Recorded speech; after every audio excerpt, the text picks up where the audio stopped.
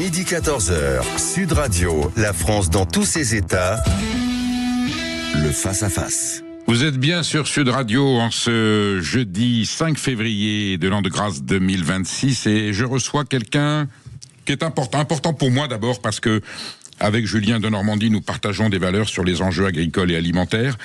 Il a été ministre de l'Agriculture d'Emmanuel Macron, un ministre de l'Agriculture qui s'est distingué par rapport à d'autres avec Stéphane Le Foll, je cite ces deux-là, parce qu'ils ont fait bouger les lignes, notamment au rapport avec le syndicat majoritaire, en apportant des idées et en prenant conscience que l'enjeu agricole était un enjeu politique majeur. Stéphane Le Foll et Julien Denormandie sont des ingénieurs agronomes. Ce sont des gens qui ont la compétence, des gens du métier. Donc, Julien Denormandie a été ministre de l'Agriculture. Il aurait pu poursuivre sa mission au gouvernement. Il a préféré se dédier à une autre cause. D'abord à sa famille, le courage d'un homme politique à qui on proposait des postes très importants. La famille d'abord, son épouse Cécile, ses enfants, et surtout la cause de l'environnement en général. Julien Denormandie est persuadé qu'il n'y aura pas d'avenir sur cette planète et pas d'avenir politique si on n'intègre pas le phénomène environnemental, écologiste si vous voulez, donc la préservation de la nature dans tous les enjeux politiques. Je l'ai dit tout à l'heure, on n'ira pas sur ce terrain-là. Julien Denormandie a été pressenti 3 fois pour occuper le poste de chef du gouvernement de la République française. Et puis finalement, il a opté pour autre chose. Et aujourd'hui, on a ce document précieux, le Chant du sol. C'est un traité politique, c'est un projet révolutionnaire, c'est pas le petit livre rouge, sous forme de conte, charmant, accessible à tout le monde, un bonheur à les lire. Je l'ai lu hier en une après-midi, où Julien Denormandie, avec la préface d'Éric Orsena, avec lequel il a écrit un précédent livre, Comment nourrir sans détruire la planète, explique que si on ne prend pas d'urgence soin de notre sol, vous savez, ce plateau sur lequel on met nos pieds sur terre et eh bien, l'humanité risque de courir à sa perte. Julien Denormandie, merci d'être aujourd'hui sur Sud Radio. Est-ce que l'enjeu est aussi grave que ça ? D'abord, merci beaucoup à vous, Perico, pour votre invitation. Merci beaucoup aussi de consacrer du temps à ce sujet si important qui est le sol. Moi, je suis ingénieur agronome, vous l'avez dit, et depuis tout petit, j'ai été passionné par les forêts, par le sol, et je suis persuadé que le sol, ça fait partie de ces personnages qui, dans notre vie de tous les jours, on les côtoie, mais en fait, on ne les connaît pas. On pense les aimer, mais en fait, probablement sans aucune considération. On pense savoir qui ils sont, mais en fait, on ne les connaît pas vraiment. Et j'avais cette volonté de pouvoir offrir une sorte de rencontre avec ce personnage, d'essayer de montrer à travers de la littérature ce pourquoi il m'importe et ce pourquoi il est important à mes yeux, ce qu'il nous permet d'avoir, ce qu'il nous permet d'éviter aussi, et peut-être ces leçons qu'il nous enseigne et que nous n'écoutons pas forcément alors qu'il serait de bon ton de le faire. Je vous donne juste un exemple. Songez tout ce que le sol a enfoui au fil des millénaires, l'homme n'a eu cesse d'essayer d'aller le chercher. Je pense au pétrole, je pense à certains métaux. Vous dites que c'est un trésor, en fait. C'est un trésor qu'on a sous nos pieds. Et en fait, ce sol nous a donné des signes. Il nous a dit, moi, j'ai enfoui un certain nombre de choses. Il y a d'autres choses qui, en revanche, je vous les régurgite, je vous les offre, comme l'eau.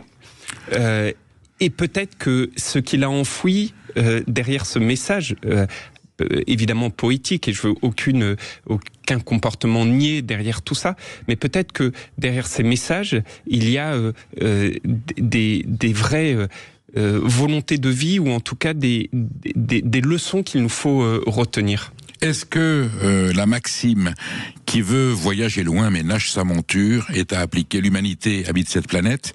Le sol, c'est l'essentiel de la ressource, parce que même l'eau dépend du sol. L'air, c'est autre chose. L'eau, le sol.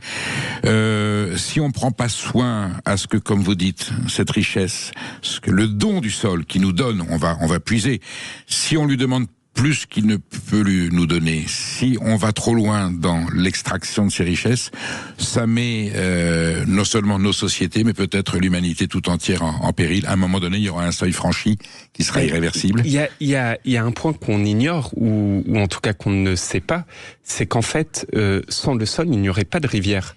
Le sol, c'est un vieux personnage, il a 470 millions d'années. Il s'est constitué lorsque la vie est sortie de l'océan est venu sur la roche-mère. À l'époque, la planète Terre n'était qu'un amas de cailloux, de roches primitives, entourées de mer. Et cette vie est apparue, sortie de l'eau pour aller sur cette roche-mère, et de là a commencé par des phénomènes biologiques à créer ce qui va devenir ensuite l'humus, donc cette terre. Le sol est devenu terre. Julien de Normandie, c'est quoi? C'est un amas d'algues, de matières organiques, de minéraux qui ont fait les continents. Qui ont fait les continents et qui ont fait cette couche au-dessus de la roche primitive, en venant aussi dégrader cette roche primitive. Et c'est cette couche, cette terre, ce sol, qui permet aujourd'hui d'avoir des rivières. S'il n'y avait pas de sol, s'il n'y avait que cette roche, lorsqu'il pleut, l'eau, dans ce cas-là, ruisselle, et jamais il n'y aurait de rivière. On parle bien du lit d'une rivière. En fait, ce lit n'est que le sol qui accueille cette rivière. On parle de source parce que l'eau ressort du sol. Et donc, en fait, ce sol, s'il n'était pas là, il n'y aurait pas de rivière. S'il n'était pas là, si ceux qui vivent, qui habitent ce sol n'étaient pas là et ne fonctionneraient pas, songez que il y aurait des amas de feuilles jusqu'à l'horizon. Ce sont les habitants du sol. C'est le sol qui vient dégrader ces feuilles mortes et qui transforme cette mort automnale en vie printanière. Et ceci peut être décliné dans plein d'autres catégories. On parle beaucoup du changement climatique aujourd'hui. Mais qui sait qu'il y a 2 fois plus de carbone enfoui dans le sol qu'il n'y en a dans l'atmosphère? 2 fois plus. Grâce justement à cette captation par les artisans, ces travailleurs du sol qui viennent capter ce carbone et qui viennent garder ce carbone dans le sol. Bref, ce sol, c'est un ami précieux. Et si on n'en prend pas soin, on va effectivement vers des situations encore plus difficiles que celles que nous connaissons aujourd'hui. En début d'ouvrage, en début de le chant du sol, je vais vous demander tout à l'heure de décrypter pourquoi le chant du sol, parce qu'on comprend que le sol parle, il s'exprime, il chante, il pleure quelquefois, et même il fait la grève. On va rentrer dans le vif du sujet. Vous mettez en début d'ouvrage la citation du président Franklin Delano Roosevelt en 1937. Une nation qui détruit ses sols se détruit elle-même. Rappelez-nous juste l'incident qui a fait dire ça au président Roosevelt. Les États-Unis avaient, dans le Middle West, des grandes cultures. On ne cessait de labourer. On transforme la terre en poussière, et puis tout d'un coup, tout disparaît. Qu'est-ce qui s'est passé en 32 ? C'est un phénomène qu'on appelle le Dust Bowl en anglais. En fait, le sol déteste être nu. Et lorsque le sol est dénudé, lorsque on fait une monoculture suivie de périodes où on fait un labour intensif et on appauvrit le sol sans redonner au sol ce qu'il a pu donner aux cultures précédentes. À ce moment-là, on a un sol qui s'appauvrit, qui s'assèche, et en fait, c'est tous les cycles naturels qui disparaissent. Et dans ce cycle naturel, il y a le cycle de l'eau, ce qui fait que le sol devient de plus en plus poussière, ce qui fait qu'il y a de moins en moins de végétaux qui, par un phénomène multiples, dont un qui s'appelle la guttation, qui est l'évapotranspiration. Bref, ce sol ne redonne pas de l'eau à de l'atmosphère. Là, on sent l'ingénieur agronome qui parle. Il y a moins d'eau dans les nuages, il y a moins de pluie qui retombe, et vous voyez là le cercle vicieux. Et en fait, évidemment, cet ouvrage, c'est un conte. Ce chant du sol n'est pas du tout un essai agronomique. C'est vraiment un conte de littérature. Je le confirme, c'est pas un traité scientifique. Je dis par hasard. C'est un récit merveilleux avec des éléments de votre vie personnelle, de votre enfance. Vous mettez en scène cet enjeu avec de façon poétique. Alors vous avez des talents littéraires que je ne soupçonnais pas, qui sont indéniables. Et Éric Orsena, votre compère, est complice. C'est pour ça qu'il vous soutient, parce que vous êtes un vrai écrivain. Et le message que vous envoyez, malgré tout, est très fort. Julien de Normandie, on va rentrer dans le sujet. Un dernier mot. Est-ce que nous avons les moyens aujourd'hui de tenir compte de vos enseignements? Est-ce qu'aujourd'hui, on peut encore prendre les mesures pour faire en sorte que notre sol continue à nous rendre heureux, nourrir, à nous protéger? Alors moi, je suis un éternel optimiste. Je pense que d'abord, il y a une considération. Ça parlera à ceux qui nous écoutent, mais regardez ceux qui sont en voiture en ce moment et qui sont sur Waze, par exemple. Regardez la couleur du sol qui est indiquée sur l'application. Pour les plus anciens d'entre nous, regardez les cartes Michelin dans la boîte à gants de la voiture.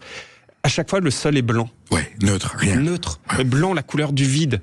Le sol, c'est 60% des espèces vivantes connues sur Terre sont dans le sol. Dans une cuillère à soupe, je dis bien une cuillère à soupe de sol. De terre, on va dire. De voilà, terre. De terre. Prenez la terre de votre jardin. Vous prenez une cuillère à soupe. Dans cette cuillère à soupe, il y a plus d'êtres vivants en nombre qu'il n'y a d'humains sur la Terre. Pour vous donner là la puissance de la vie de ce sol. Et en fait, depuis tout petit, on nous présente le sol comme un personnage neutre, inerte, qui n'est pas vivant. Le sol, c'est vivant. Vous avez en tête cette odeur du sol, qui d'ailleurs a un mot magnifique qui s'appelle le pétrichor, qui veut dire étymologiquement le sang des dieux qui coulent dans les pierres. Quelle image! Et ce pétrichor, c'est l'odeur du sol. Quand vous vous baladez en forêt un matin après une averse, quand il a fait un peu chaud, on est saisi par cette odeur.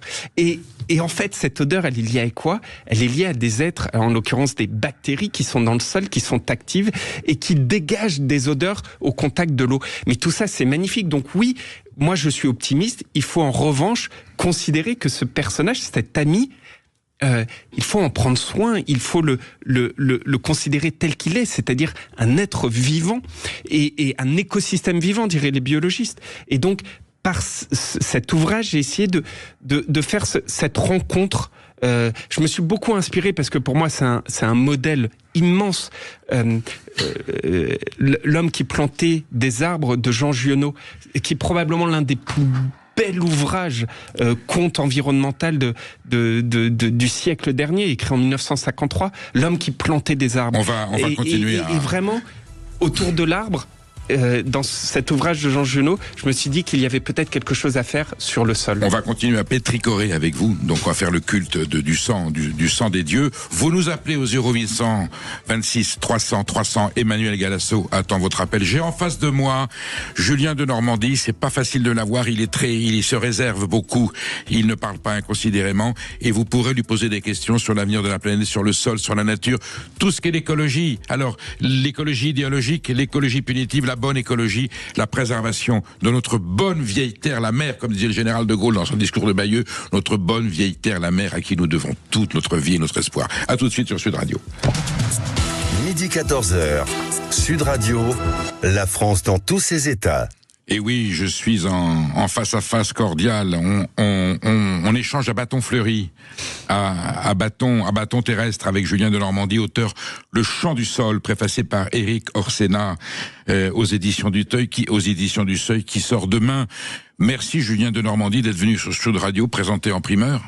C'est le premier média sur lequel vous intervenez pour expliquer cette mission, parce qu'il y a un sacerdoce dans votre livre, ce conte. Donc c'est un conte, un récit. Tout le monde peut le lire, y compris les enfants, et les grands scientifiques s'y retrouveront aussi, parce que les termes sont d'une telle précision, les enjeux sont parfaitement décryptés, le message passe avec un avertissement. On sort pas forcément rassuré parce que c'est pas violent, mais on comprend bien que si on réagit pas tout de suite, Dieu sait s'il y a des sujets de préoccupation sur cette planète aujourd'hui. Là, monsieur le ministre, vous mettez le doigt sur ce qu'il y a de plus crucial, surtout en France, où la terre est importante. La terre de France, la terre d'Europe, la terre du monde, préservons-la comme notre... on parle de la patrie, la matrie, et là on pourrait dire la solerie, la terrerie, c'est le socle de notre civilisation. La première phrase, alors c'est le gimmick de l'ouvrage. Le bruit commença un matin, et en fait vous expliquez que le sol se met en grève, mais comme un mouvement social, il en a ras-le-bol qu'on l'exploite, qu'on le traite mal. Il fait la gueule, il pousse un coup de gueule et il se met en grève. Dites-nous en plus un petit peu sur ce bruit qui commença un matin. En fait, pour parler de ce personnage donc qui me tient si profondément à cœur, je me suis posé la question, fallait-il faire un essai, c'est-à-dire expliquer... Un traité classique de démonstration. Exactement, expliquer en quoi le sol, à mes yeux, est important, qu'est-ce qu'il nous apporte, quels sont les enjeux actuels et qu'est-ce qu'il va se passer si nous ne réagissons pas. Et puis je me suis dit, en fait... c'est probablement pas la bonne manière. Mon objectif était d'avoir une représentation poétique de ce personnage.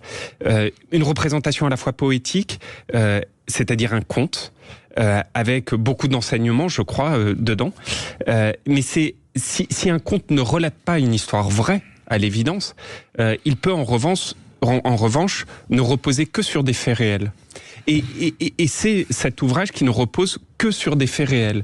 Mais évidemment, comme c'est un conte, il fallait épaissir le trait, et je me suis dit peut-être que le meilleur des moyens, c'est ce bruit, cette trinité sonore, comme en théâtre, qui débute dans la capitale, un 22 septembre, au moment où un ingénieur, celui de la régie autonome des transports parisiens, Monsieur Victor, capte ce message, le comprend.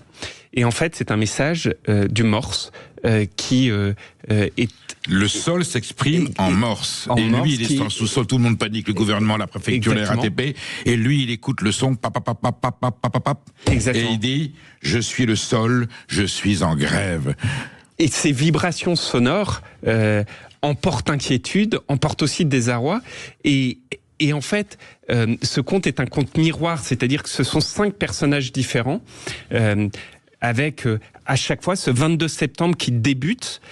Et pour chacun de ces personnages miroirs, un scientifique très proche des politiques, un agriculteur, le jeune Abel, une dame chef de projet. Il y a 5-6 personnages, Victor, Abel, Mathilde, qui jouent chacun un rôle précis. Exactement, une chef de projet dans le monde de la promotion immobilière, un chef d'entreprise de la marque de vêtements Pimcaille, et puis une jeune enfant.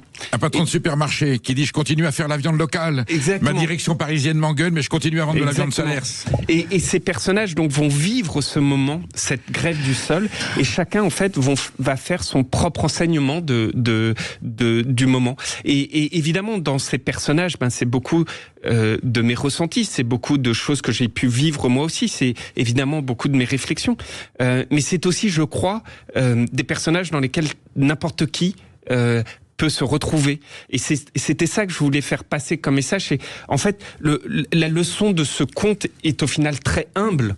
Elle vise à sonner une forme de réveil, de conscience sur cet ami précieux qui nous veut du bien, qui est le sol, tout en n'étant jamais dans la leçon de morale. Et vraiment de laisser le lecteur à la fin de se dire, absolument, en fait, il est vivant. C'est le cri du sol à portée de tous. Julien de Normandie, nous avons Claude qui nous appelle d'Arcachon. À Arcachon, il y a la dune du Pilat. Claude, est-ce que la dune du Pilat, elle chante quelquefois? Moi, je l'ai entendu chanter, la dune du Pilat, quand le vent du sud vient la frôler sur le sommet. Bonjour Perico. Bonjour Claude. Oui, surtout en ce moment avec toutes les tempêtes que nous avons. Alors Claude, qu'est-ce qui vous amène à interpeller Julien de Normandie? Alors Julien de Normandie, le 30 octobre 2020, alors qu'il était ministre de l'Agriculture, avait autorisé les néonicotinoïdes pour justement la filière sucrière, la betterave sucrière. Et il avait dit à l'époque que on ne pouvait pas empêcher ce produit du fait même qu'il y avait 46 000 personnes qui vivaient de cette filière sucrière. Donc je suis un petit peu étonnée que maintenant ils nous chantent les louanges de la terre, alors que je vous dis, le 30 octobre 2020, il avait fait une réponse parlementaire qu'on peut voir sur Internet. Donc à l'époque, ça m'avait fait déjà bondir. Et là, en l'entendant, 5 ans après, faire le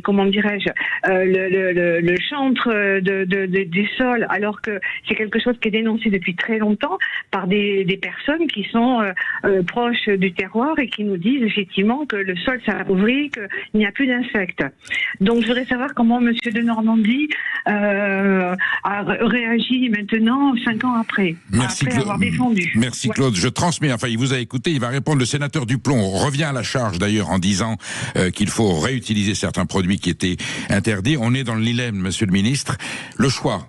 Est-ce qu'il y a des priorités? Est-ce qu'on préserve l'environnement, le sol au nom de valeurs? Est-ce que pour autant on prend le risque d'interdire ou d'empêcher des filières? Vous avez été confronté à cette réalité. Vous avez arbitré dans un sens. Expliquez-vous quel a été votre choix. Je suppose qu'il n'a pas été ni de gaieté de cœur ni idéologique. Il faut à un moment donné. Exactement. Et d'ailleurs, c'est un choix sur lequel j'explique les raisons de ce choix que j'assume totalement et je l'assume encore aujourd'hui. Et merci beaucoup Claude pour votre question parce que c'est évidemment un sujet incroyablement important. Et j'explique toutes ces raisons dans l'ouvrage précédent que nous avions fait avec Éric Orsena, Nourrir sans dévaster. À quelle situation j'étais confronté? On était confronté à une production de la betterave ravagé par un puceron qui s'appelle le puceron vert, qui donne la jaunisse de la betterave. Et il n'y avait pas de solution. Est-ce que c'est bien, est-ce que c'est pas bien, est-ce qu'il y avait eu des erreurs de fait les années précédentes? À l'évidence, oui, il n'y avait pas de solution.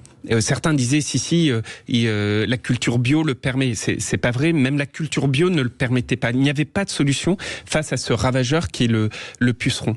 Et donc en fait, on avait des cultures françaises qui étaient ravagées, alors que au même moment, en Europe, je dis bien en Europe, en Belgique, en Pologne, en Allemagne, nos voisins utilisaient non seulement le produit que j'ai réintroduit, mais d'autres produits encore plus graves, plus nocifs pour nos sols et notre environnement. Et là, on est face à un dilemme, parce que évidemment, moi, j'ai jamais nié l'impact de ces néonicotinoïdes sur l'environnement et notamment sur les abeilles. Mais j'ai essayé de le faire d'une manière la plus raisonnée possible, c'est-à-dire, je veux bien qu'on se dise, nous en France, on va arrêter de produire tout ça. Mais est-ce que la réalité, c'est que vous, Claude, Perico, moi-même, tous ceux qui nous écoutent, allions arrêter de manger du sucre?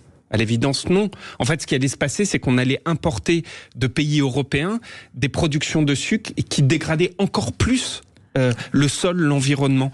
Est-ce que je l'ai fait avec des conditions qui viser à minimiser au maximum le risque? Oui, en investissant beaucoup sur des solutions qui d'ailleurs aujourd'hui commencent à voir le jour, en limitant les cultures. Je l'ai refusé par exemple sur la moutarde parce que c'est ce qu'on appelle des plantes mellifères, c'est-à-dire qu'on les récolte après floraison, donc les abeilles sont très impactées là où la betterave est récoltée avant floraison, donc il n'y a que lorsque les abeilles viennent boire sur les gouttes d'eau qui sont sur les plantes, etc. Et tout ça montre que sur ces sujets écologiques, en fait, rien n'est blanc, rien n'est noir. C'est parfois très compliqué. Évidemment qu'il y a un sujet qui est de se dire il faut prendre à chaque fois la moins mauvaise des décisions, celle qui impacte le moins l'environnement. Tous ceux qui disent il y a qu'à, il suffit d'eux. En fait, sur l'environnement et la nature de manière générale, ça marche pas comme ça, malheureusement. Julien de Normandie. Donc oui, c'était des décisions difficiles, mais que j'assume et vous savez, qui n'enlèvent en rien mon engagement. Moi, je suis, comme le disait Perico, je suis ingénieur agronome, c'est-à-dire qu'à 14 ans, je voulais aller travailler sur les forêts. J'ai fait des études de bio. J'ai fait tout ça pour protéger l'environnement, pas du tout par souci de soutenir un tel ou un tel. On continue à en discuter, Julien de Normandie, passionnément. Vous parlez avec le cœur, vous avez vu, nos auditeurs vous interpellent. Ça va revenir inévitablement dans la conversation, les enjeux politiques et puis la protection de l'environnement. À tout de suite, vous restez sur Sud Radio, vous nous appelez au 0826 300 300. Emmanuel Galasso attend vos appels et Julien de Normandie se fera un bonheur et un honneur de vous répondre avec la franchise qui est la sienne. La France dans tous ses états. Vous êtes sur Sud Radio, la France, tous ses États, qui reçoit aujourd'hui Julien de Normandie, ancien ministre de l'Agriculture, auteur du Chant du Sol, publié aux éditions du Seuil avec la préface de Éric Orsena. Je rappelle Éric Orsena parce que vous avez écrit un précédent ouvrage avec lui, Nourrir sans détruire la planète. Donc là, c'est un essai pour le coup où vous faites bien comprendre, il faut nourrir la planète, c'est essentiel. La souveraineté alimentaire, j'allais dire planétaire, sera un enjeu majeur de notre civilisation, c'est bien la civilisation, et qu'il faut trouver le lien entre le fait de produire de façon raisonnable, en respectant les sols, la terre, en donnant de quoi vivre aux agriculteurs, tout en préservant l'environnement. Il y a un enjeu, et évidemment qu'on a des responsabilités politiques, on est obligé de trancher et de prendre des arbitrages. Vous avez été interpellé tout à l'heure par Claude qui vous avait dit, quand vous avez été ministre, vous avez autorisé les néonicotinoïdes, et vous expliquez, on a des arbitrages à faire quelquefois douloureux, et si on les fait pas, on peut interdire, mais l'Union européenne telle qu'elle est faite, et on le voit avec le Mercosur, on ira les chercher ailleurs, où ils seront peut-être encore pires et encore plus nocifs. C'est pas facile de gérer le ministère de l'Agriculture. C'est un ministère, en France en particulier, un ministère très difficile. Vous en savez quelque chose? C'est le plus beau des ministères, je dirais. Donc, quand vous êtes ingénieur agronome passionné par l'agriculture et le vivant depuis toujours, je veux dire, c'est le plus beau des ministères. Après, est-ce que c'est difficile? Oui, c'est dur.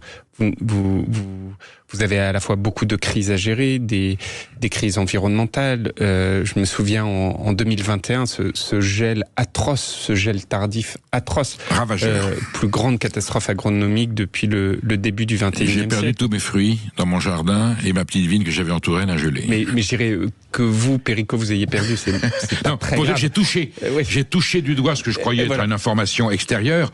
Quand on est touché, mais bien sûr, mais il n'y a plus rien. Quand c'est votre métier, que vous avez des amandiers, que vous avez mis des années à faire planter et qu'il n'y a plus rien, et puis la nature met du temps à se remettre de ça. Vous avez les épizooties, la grippe aviaire ou aujourd'hui la dermatose nodulaire.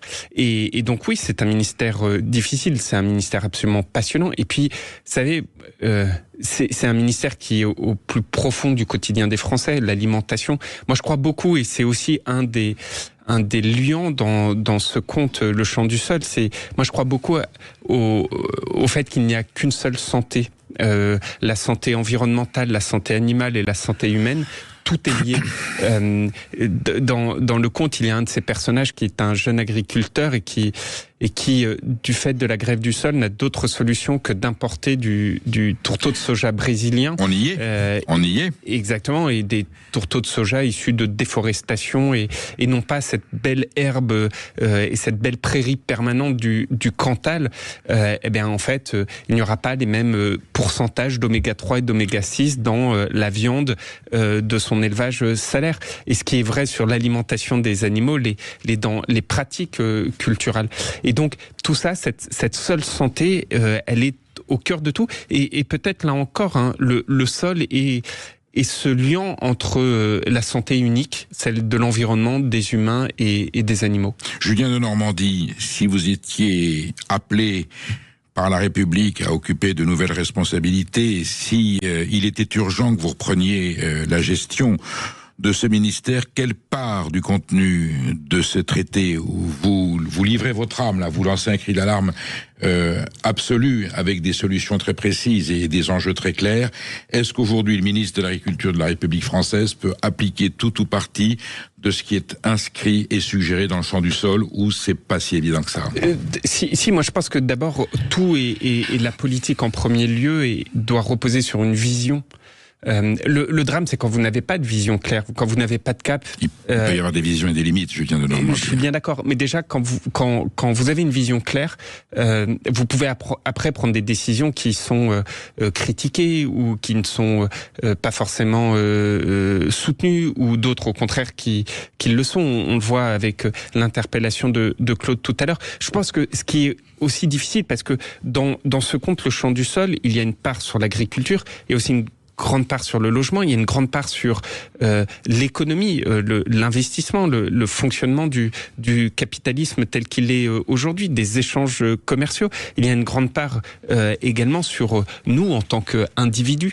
Et en fait, ce qui est très difficile, c'est est-ce que, en somme, une fois qu'on a pris conscience qu'on avait besoin de protéger cet ami précieux, est-ce qu'on est prêt à un certain nombre de changements ? C'est pas évident. C'est pas évident en termes d'alimentation, de la nature de l'alimentation. C'est pas évident en termes de logement, par exemple sur l'artificialisation des sols, nos modes de vie. Vous savez, il y a un mode de vie, et c'est frappant. Dans le conte, il y a un des personnages, donc une chef. Monsieur Firmin.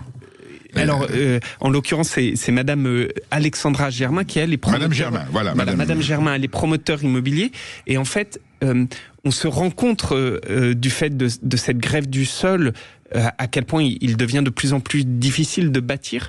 Et en fait, quand on va dans les retranchements, etc., on se rend compte que aujourd'hui encore notre urbanisme repose sur ce qu'on a appelé la charte d'Athènes de 1933. Monsieur le ministre, vous avez été, en tant que membre du gouvernement, confronté aux gens qui font du mal au sol, auxquels vous avez tenté de résister. On est dans le parlons vrai ici, on parle sincèrement et à cœur ouvert. Je suppose que dans votre mandat ministériel, votre mission ministérielle, il y a des fois où vous avez eu gain de cause sur des lobbies qui n'allaient pas dans le sens de ce que vous voulez, et des fois où vous avez dû, j'allais dire, vous soumettre, vous adapter ou plier parce qu'ils étaient plus forts que vous. Est-ce que l'agriculture française est encore en prise, soumise à des enjeux économiques entre la grande distribution, l'industrie agroalimentaire qu'eux ont besoin de développer? On est dans une logique libérale vous êtes libéral, vous êtes démocrate.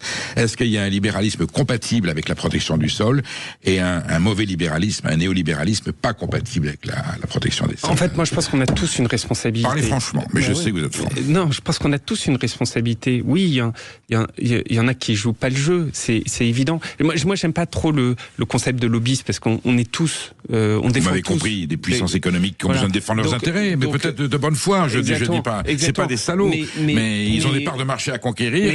Mais il y en a tous. Moi, je me souviens de ceux qui, on avait porté une loi qui s'appelle la loi Egalim et des gens.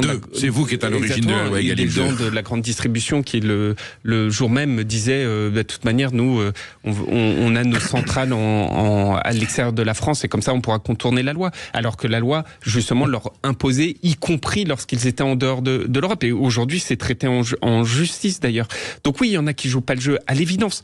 Mais la responsabilité, elle est commune aux chefs d'entreprise, aux consommateurs. Moi, je pense qu'il y a un point essentiel, et je le dis très sincèrement, j'ai pas réussi à faire bouger les lignes là-dessus. Je pense que notre modèle, je suis profondément un libéral. Je crois à la possibilité de faire du libre-échéange, un libéral tocquevillien, avec de l'humanisme dedans. D'exporter. En revanche, je pense que toutes les théories économiques d'Adam Smith, de David Ricardo sur ce qu'on appelle les avantages comparatifs, c'est-à-dire en gros, moi, dans mon pays, je peux produire à bas coût tel ou tel truc, je vais inonder les autres. Vous les allumez, Julien, vous les allumez dans le bouquin. Et donc en fait, en son temps, le président disait que l'OTAN était peut-être en état de mort cérébrale. Moi, je pense beaucoup que l'OMC, l'Organisation mondiale du commerce, est en état de mort cérébrale. S'il faut bien mettre un coup de pied dans la fourmilière, c'est là-bas. Julien de Normandie, nous avons Simon qui nous appelle de Perpignan, du Roussillon, des Alberts. Quel beau paysage. Bonjour Simon. Oui, bonjour Monsieur le Ministre. Qu'est-ce que vous avez envie de lui dire au ministre? J'aimerais savoir un peu, parce que tout est lié, comment déjà il accuse les consommateurs de pas jouer le jeu, mais les consommateurs ils font par rapport à leur pouvoir d'achat. Déjà, je lui apporte une réponse. Donc il va aller vers le moins de 10 ans s'il n'a pas les moyens. Et deuxièmement, comment nous on peut appliquer des règles absolues par rapport à l'écologie quand tous les autres concurrents et même des propres pays européens ne respectent pas les mêmes règles. Donc là, la concurrence est faussée. Donc nous, la France, on est toujours les donneurs de leçons dans beaucoup de cas de figure. Il n'y a qu'à voir les voitures électriques avec le malus qui est employé, qui n'est pas le même dans les autres pays européens. Voilà, et on se tire une balle dans le pied. Alors bon, moi je trouve ça, l'écologie, on est tous d'accord, mais il faut que l'écologie soit équilibrée et on ne peut pas imposer aux autres membres déjà européens et puis extra-européens de suivre les mêmes règles parce que pour eux, ce qui les intéresse, c'est économiquement nous envahir. On a encore l'exemple de l'Ukraine avec les poulets ukrainiens et bien d'autres. Donc tout ça fait que de toute façon, les gens ne croient plus en l'écologie telle que nous on la voit au niveau français et parce qu'ils se rendent compte que de toute façon, ils seront toujours perdants dans tous les cas de figure. Simon, Julien de Normandie va vous répondre dans quelques instants. Voilà, dans quelques instants, vous répondez à Simon. Vous aviez déjà commencé la réponse et on se retrouve dans quelques instants. Et vous continuez à nous appeler au 0826 300 pour poser des questions à l'ancien ministre de l'Agriculture. Midi 14h, Sud Radio, la France dans tous ses états. Je reçois Julien de Normandie. L'échange est pertinent et courageux parce que Julien de Normandie, il écrit un livre, un conte éloquent sur l'urgence à sauver le sol, et puis il assume le fait qu'il a été ministre de l'Agriculture du gouvernement sous la présidence d'Emmanuel Macron. Il a été sous le Premier ministre sous Madame Borne. Sous Jean Castex. Et sous Jean Castex, absolument. Et donc on est dans la confrontation entre la responsabilité politique, le devoir d'administrer, de prendre des arbitrages, de prendre des décisions et d'avoir des valeurs personnelles.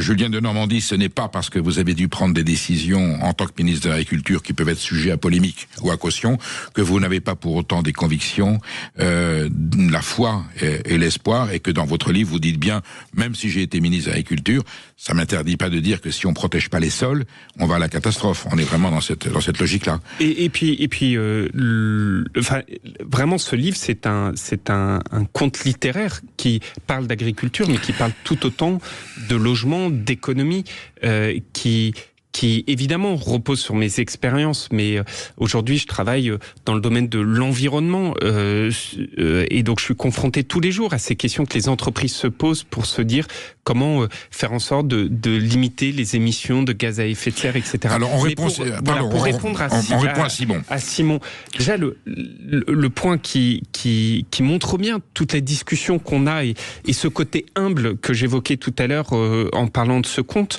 La question de Simon est à l'opposé total de la question de Claude tout à l'heure. Mais à l'opposé total, c'est-à-dire que si on écoute Claude, on va dans un sens, si on écoute Simon, on va totalement dans l'autre sens.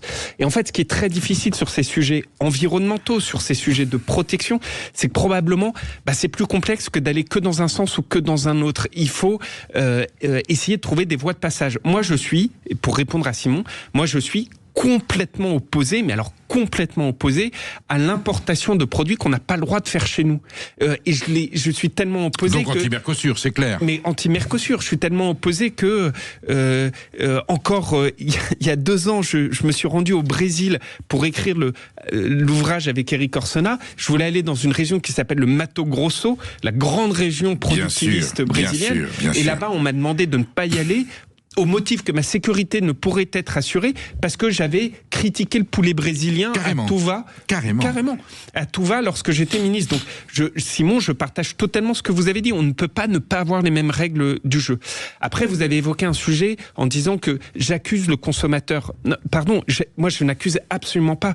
Je suis, vous savez, avant d'être ministre de l'Agriculture, j'ai été ministre de la Ville, j'ai mes propres expériences, j'ai ma propre vie privée. Jamais je n'accuse quiconque où je ne suis pas dans la morale, où je ne suis pas dans l'injonction. Je crois que, en revanche, sans accuser, je peux faire un constat de se dire que il n'empêche que vis-à-vis du monde agricole, nous citoyens, on vote 3 fois par jour, au petit déjeuner, au déjeuner, au dîner. Manger, c'est voter. C'est une formule qui m'est chère, monsieur le ministre. Voilà. Et on peut le dire, et je le dis avec beaucoup d'humilité vis-à-vis des moyens de chacun. En revanche, et je me suis beaucoup battu là-dessus et je suis très critique lorsque ça n'est pas le cas. Je considère que la commande publique, que ce soit au niveau de l'État, des collectivités territoriales, la commande publique, elle doit favoriser l'agriculture française. Il me paraît aberrant aujourd'hui que lorsque dans les cantines, il ne soit pas servi de la viande à minima européenne, mais surtout française. Et faites le test. Il s'avère que quand j'étais ministre, j'ai pris un décret pour permettre à n'importe quel parent de demander dans les écoles, dans les restaurants, dans vos cantines, y compris lorsque vous travaillez dans une entreprise, l'origine des viandes, et pas que le bœuf, toutes les origines de viande. Demandez d'où vient le poulet. La traçabilité qui existe sur les produits frais, mais l'Europe l'interdit sur les produits transformés. vous le savez bien, c'est un sujet que vous avez. Mais déjà aujourd'hui par exemple le poulet brésilien, c'est une honte, c'est bourré d'antibiotiques de croissance. Et pourtant, il compose plus de 50% des repas servis dans les cantines. Exactement. Et donc, à chaque fois que vous avez un poulet dans un restaurant, dans une école, dans un restaurant administratif ou autre, demandez l'origine. Dont une partie, monsieur le ministre, importée par une filiale de la FNSEA, via Avril, vous le savez.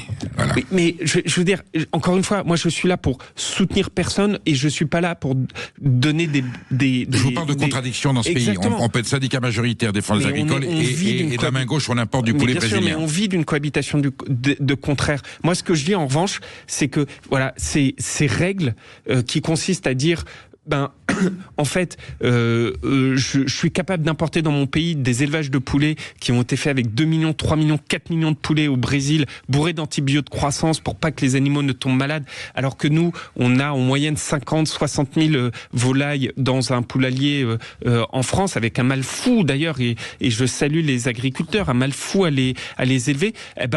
Ce système, il peut pas marcher, ça peut pas durer. Et encore une fois, c'est aussi ces réflexions que j'essaie de faire passer dans le champ du sol, parce que à la fin, qui en pâtit? Justement, c'est tout notre environnement. Julien de Normandie, bourré d'antibiotiques de croissance, en fait, c'est tout votre environnement qui en pâtit. Qu'est-ce que le gouvernement de la République française, avec vous, dedans ou pas dedans, qu'est-ce que le gouvernement de la République française en 2026 peut tirer du contenu de ce livre, du champ du sol, à mettre d'urgence en place pour protéger nos sols agricoles, nos sols nourriciers, notre environnement de la terre? Est-ce qu'il y a quelque chose d'urgent à faire qui serait plus menacé en France aujourd'hui qu'ailleurs?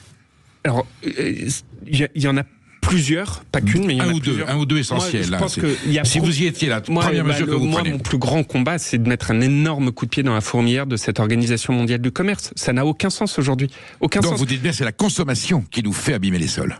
D'autres formes de consommation. Mais bien sûr. Et de production. Mais de production. Mais prenez le textile. On parle trop peu du textile. L'un des personnages du Chant du Sol, Monsieur Firmin, que vous évoquiez tout à l'heure, Perico, il a à la tête d'une entreprise qui s'appelle Pimcaï. Là encore, tout est faux, mais tout est vrai dans le livre. C'est-à-dire que, évidemment, ce personnage n'a pas existé, mais l'histoire sous-jacente, vous verrez, ce conte repose sur des... En 2017, l'OMC n'était pas l'ennemi de la Macronie, vous en convenez. Le textile aujourd'hui, par exemple, tout à l'heure, on parlait des pesticides. Oui. 20% des pesticides à travers le monde, c'est pour le textile. Il faut 2700 litres d'eau pour faire un t-shirt. Un t-shirt. Oui. Et en parallèle... Importé de Chine, en plus. Importé de Chine. Et on voit la destruction du monde que le textile emporte sur nos sols, sur notre environnement, et ainsi de suite. Et en parallèle, on a 90 millions de tonnes de déchets de textile par an, tout simplement parce que on utilise beaucoup moins de textile par rapport à tout ce qui est acheté. Et donc, là aussi, on voit que il y a un truc qui, moi, me tient énormément à cœur, c'est de revoir ces règles du commerce international en disant je suis pour le libre-échange, mais avec les mêmes règles. Mais deuxièmement, oui, il faut qu'on se dise, est-ce qu'il y a des habitudes que nous devons changer. Julien de Normandie, vous avez grandi, vous avez mûri. Normalement, vous avez tiré les conclusions de cette expérience politique qui va bientôt avoir 10 ans depuis le rêve de 2017. Donc vous êtes un des co-auteurs, un des concepteurs. Je vous demanderai pas aujourd'hui si vous êtes déçu ou frustré. Je sais que pour l'instant vous occupez du sol. Je vous pose quand même une dernière question. Je ne pouvais pas ne pas vous la poser puisque vous êtes un représentant éminent, représentant de la Macronie à l'époque où elle était triomphante. Qu'est-ce que vous souhaitez en votre âme et conscience de bien à la France aujourd'hui? Quel est votre vœu pour la France aujourd'hui, en février 2026? Moi, je pense qu'on a d'abord besoin d'un apaisement, dans le sens où on sent que tout le monde est fatigué, épuisé par tout ce qu'on peut voir et par la dinguerie des débats. Mais je pense que... il faut absolument qu'on ait une ambition hyper forte. Je le vois aujourd'hui dans le monde de l'entreprise, je le vois aujourd'hui dans le monde des associations. Oui, on peut être ambitieux. Il faut pas avoir honte d'être ambitieux. Moi, c'est peut-être ça le fil conducteur de tout ce qu'on s'est dit depuis une heure. Moi, je crois qu'il est possible de trouver un moyen de produire, de préserver, de protéger, d'innover, donc, d'avoir cette très grande ambition, tout en préservant et en protégeant les plus fragiles ou nos écosystèmes. Vous pourriez la porter? Je crois que c'est possible. Est-ce que vous pourriez la porter? Si. Moi, je porte à mon humble échelle un certain nombre de réflexions, comme avec ce livre. Mais alors peut-être que certains diront que je suis un éternel optimiste, mais je pense qu'on en a les moyens. Après, vraiment, ma plus grande crainte, et à la fois je suis persuadé que ça passera là-dessus, c'est pour moi l'Europe. L'Europe... Elle est très malade, hein. Mais oui, mais on n'a pas dit que c'était pas une solution. Non, mais vous avez le droit de dire qu'elle est très malade. Vous avez le droit de reconnaître qu'on s'est trompé. Non, mais elle est utile, elle est incontournable. Mais pas celle-là. Pas celle de Barroso et de Van der Leyen. Moi, je pense qu'il faut toujours revenir à cet esprit des pères fondateurs de l'Europe, qui en 1950, 5 ans après la fin de la Seconde Guerre mondiale, se disent pour que la guerre soit non seulement impensable, mais aussi impossible, on va partager en commun nos richesses avec celui qui a été notre ennemi. Pour cette formidable conclusion, le courage de ces gens. Merci. Soyons courageux et poussons l'Europe. Julien de Normandie, merci pour cette conclusion qui implique immédiatement une nouvelle invitation à en débattre avec moi plaisir. Ici sur Sud Radio. Un grand merci à vous. Je vous salue tous, je vous dis à lundi et on vous laisse demain. Vous avez André Berkoff qui